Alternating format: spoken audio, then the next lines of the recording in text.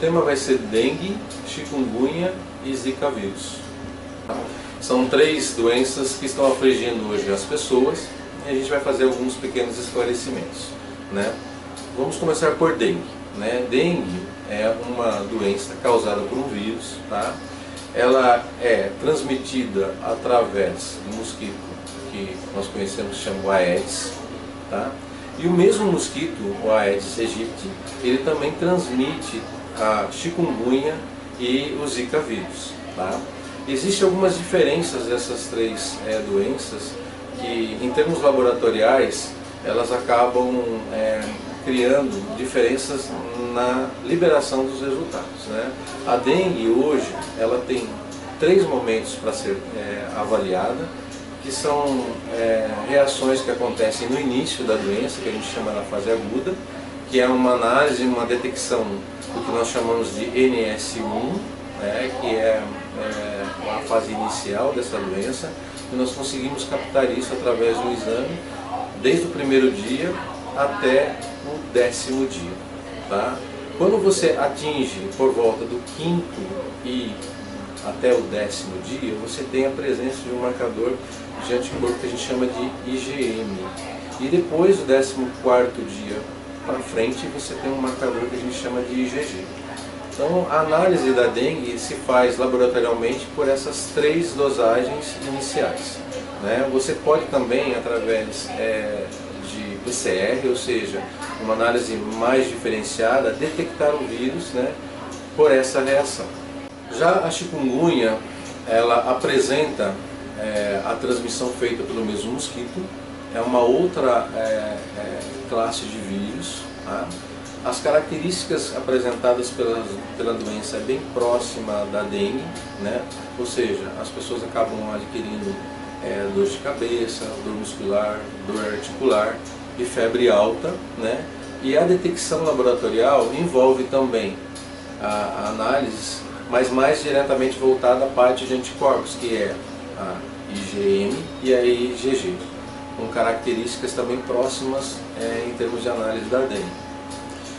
A chikungunya já é uma característica um pouco diferente, porque ela tem a diferenciação em relação à febre, à dor muscular e articular menor, uma tendência mais leve para os pacientes sentirem, né?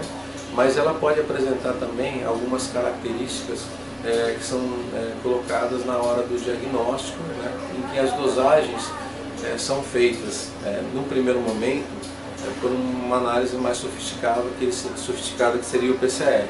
Hoje nós já temos o IgG e o IgM que podem também ser analisados para fazer essa diferenciação, né? Segundo a Organização Pan-Americana de Saúde e a Organização Mundial de Saúde, nós temos um direcionamento, entendeu, para avaliar essas doenças, né? E a gente tem o começo de um paciente que pode ter uma fase aguda. Você vai trabalhando principalmente pelo começo da dengue. Depois, se você conseguir uma positividade da dengue, você fecha o diagnóstico, né? Se você não conseguir, através da dengue, a positividade, você vai para o chikungunya.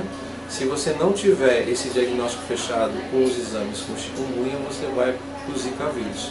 Então você tem uma sequência lógica de análise para paciente em fase aguda, e também você pode trabalhar com pacientes já num segundo momento dessa doença, né? E que você vai trabalhar com outros marcadores um pouco mais diferenciados, que são os anticorpos, na mesma sequência, dengue, chikungunya e zika vírus, para você chegar numa definição real de que tipo de doença que a pessoa está tendo no momento, tá?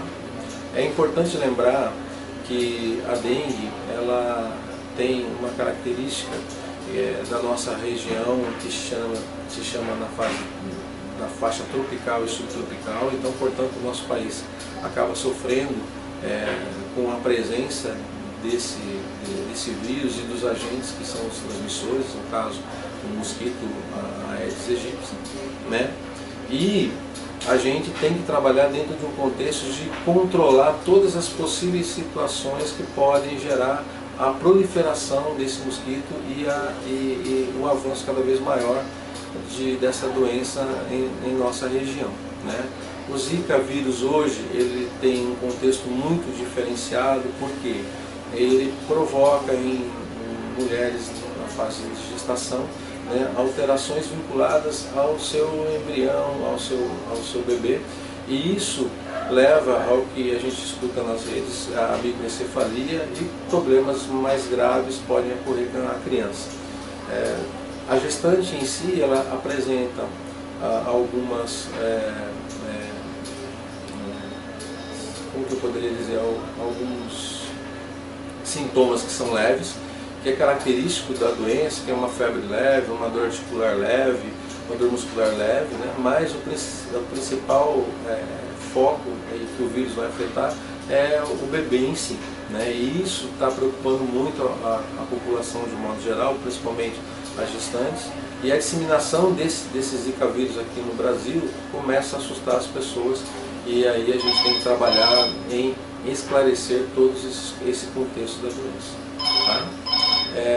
Uma coisa importante também é salientar que na última semana foi colocado a possibilidade da contaminação, ou seja, da passagem da doença através de relação sexual, né? É bom lembrar que esse caso de transmissão da relação sexual aconteceu já com alguns dados que foram colocados em 2009, né, onde teve um pesquisador que ele foi trabalhar no Senegal com os mosquitos transmissores de doenças, né?